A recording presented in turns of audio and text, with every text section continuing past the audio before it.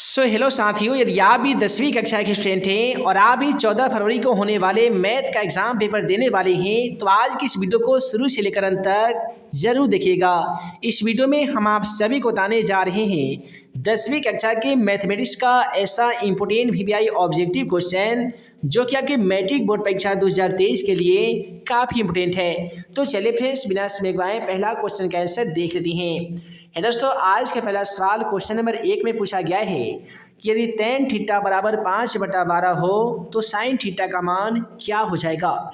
देखिए, sin theta का मान हमसे पूछा गया है और आप सभी को बता दें कि sin थीटा का जो फॉर्मूला होता है वो P/H होता है और दिया क्या चीज़ गया है तो tan थीटा का मान दिया गया है और tan थीटा का फॉर्मूला P/B होता है, यानी P का मान यहाँ से कितना मिल जाएगा, 5 मिल जाएगा।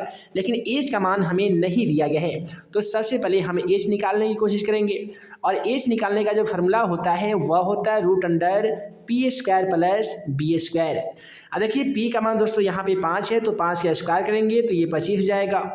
B का मान है 12 और 12 का स्क्वायर करने पे ये हो जाता है 144।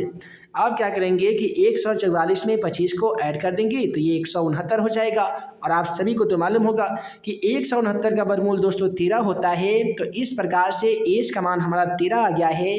तो अब हम क्या करेंगे, P का मान हमारा हो जाएगा 5 और H का मान आ गया 13। तो क्वेश्चन का सही जवाब 5/13 हो जाएगा और 5/13 ऑप्शन बी में दिया जा चुका है।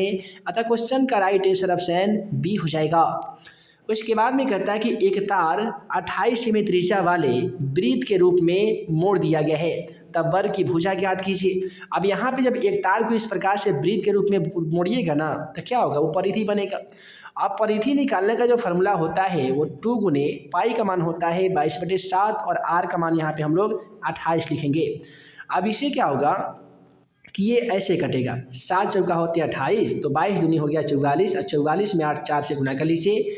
इस प्रकार से आप क्वेश्चन को सॉल्व कर सकते हैं और क्वेश्चन का सही जवाब यहाँ पे 44 सेमी आ जाएगा। अब अगला सवाल कहता है कि यदि 6, 8, 9, x तथा 13 का मान यदि 10 है तो x का मान ज्ञात कीजिए। देखिए, ऐसे क्वेश्चन जो है मैट्रिक एग्जाम पेपर में हमेशा एक क्वेश्चन आए हैं और आपके भी एग्जाम पेपर में 100% ऐसा क्वेश्चन देखने को मिलेगा। देखिए, ऐसे क्वेश्चनों का सॉल्व करने का आसान तरीका, सबसे पहले आप सभी को माध्य ज्ञात करने का फॉर्मूला याद होना चाहिए जो कि होता है सिग्मा x/n। अब देखिए, माध्य का मान इस क्वेश्चन में 10 दिया गया तो हम यहाँ पे 10 लिखेंगे, है ना जी।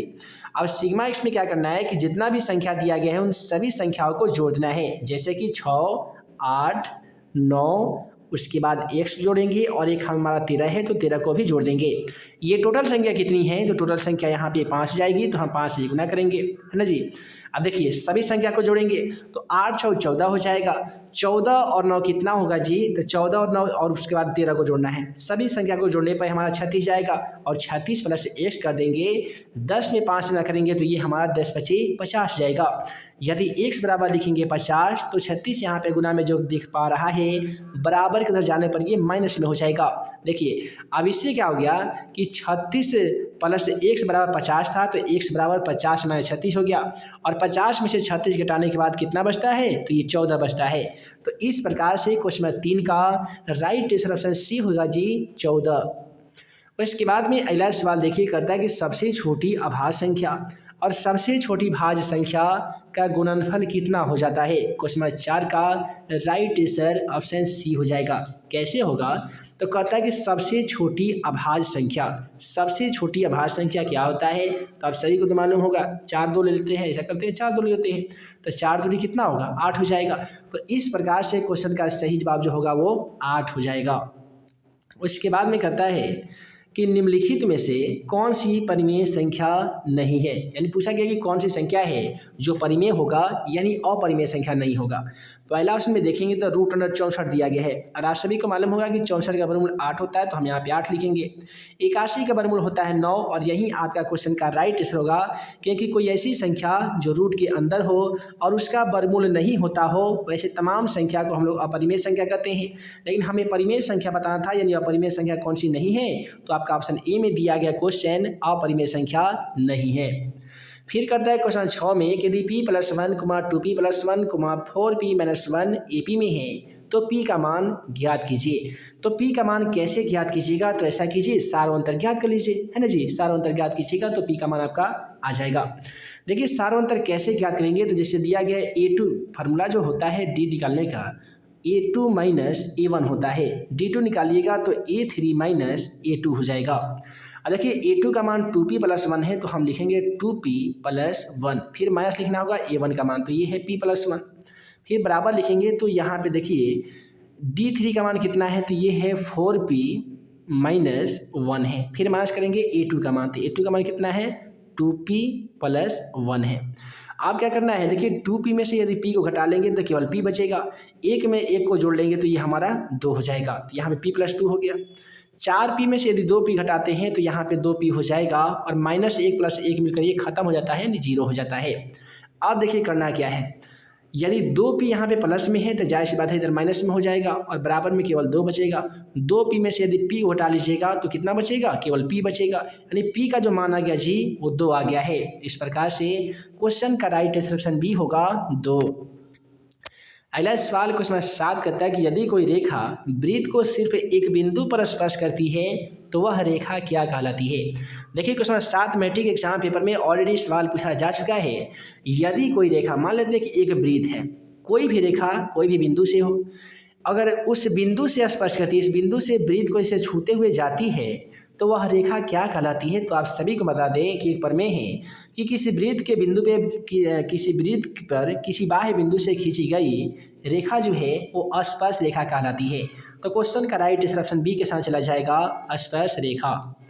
फिर कहता है कि 24, 15, 22, 13, 9, 10 तथा 30 का परिसर क्या हो जाएगा। देखिए परिसर ज्ञात करना हालांकि 10वीं कक्षा के पाठ्य पुस्तक में तो नहीं है, ये क्वेश्चन आपको एक्स्ट्रा पूछे जाते हैं जो कि 1 नंबर के होते हैं। यदि आप इसे बनाना जान गए तो 1 नंबर आपको आसानी तरीके से मिल जाएगा।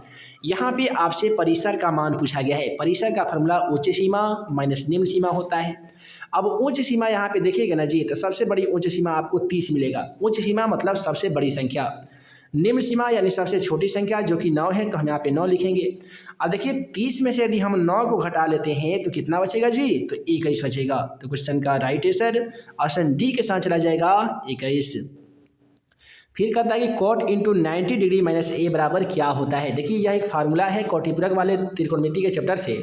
तो cot इंटू 90 माइनस थीटा बराबर tan थीटा होते हैं, और tan इंटू 90 माइनस थीटा बराबर cot थीटा होते हैं। तो क्वेश्चन 9 का राइट आंसर ऑप्शन सी के साथ चला जाएगा जी, tan a। उसके बाद में अगला सवाल क्वेश्चन 10 को देखिए कि 2 त्रिभुज समरूप होते हैं यदि, यानी 2 त्रिभुज को समरूप होने के लिए क्या क्या जो शर्त है। तो देखिए इसका जो शर्त होता है कि उनकी संगत कोण बराबर होनी चाहिए, उनकी संगत भुजाएं एक ही अनुपात में विभाजित होनी चाहिए। तो क्वेश्चन का राइट आंसर हो जाएगा ऑप्शन सी, ए और बी दोनों। फिर कहता है कि 3 माइनस रूट अंडर 3 कौन सी संख्या है। याद रखिएगा कोई ऐसी संख्या जो रूट के अंदर हो और उसका वर्गमूल भी नहीं होता हो, वैसे तमाम संख्याओं को हम लोग अपरिमेय संख्या कहते हैं। तो क्वेश्चन का राइट आंसर ऑप्शन बी हो जाएगा। फिर कहता है क्वेश्चन 12 में कि 11.23, 5, 4, 3, 6 पे रूटीन दिया गया है और पूछा गया है कि कौन सी संख्याएं हैं।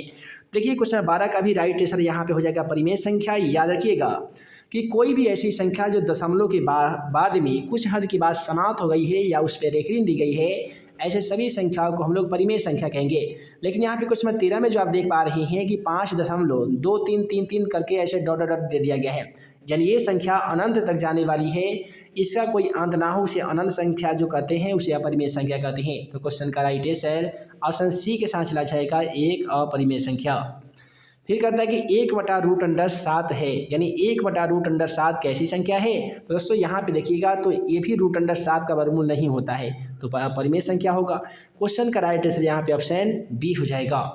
अब देखिए क्वेश्चन नंबर 15 को, क्वेश्चन 15 का काफ़ी ही सिंपल है। कहता है कि यदि ए भाज है, बी भाजक है और ए बराबर बी क्यू प्लस आर में आर के लिए कौन सा कथन सत्य हो जाएगा।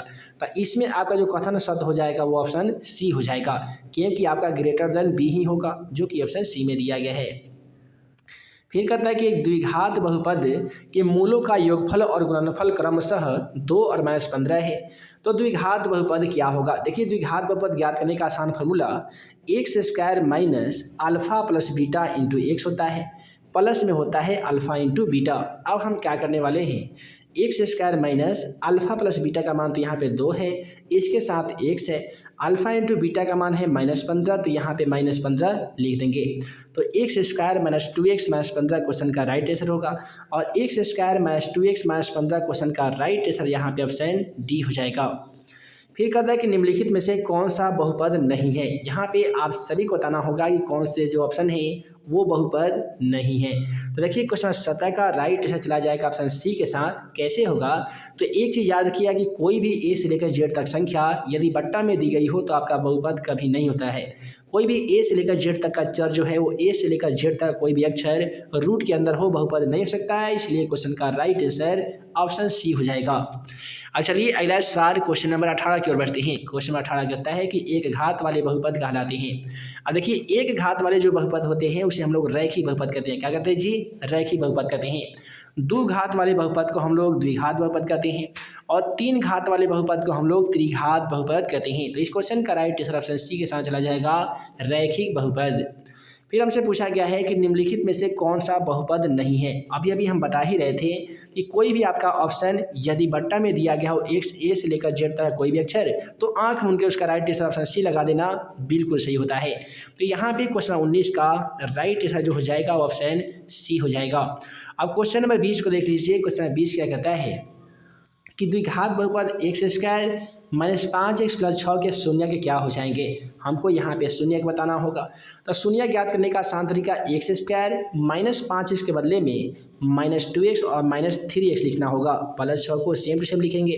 देखिए दोस्तों दोनों में कॉमन हमारा x मिल गया, तो हम करेंगे x-2 कर देते हैं यहाँ पे।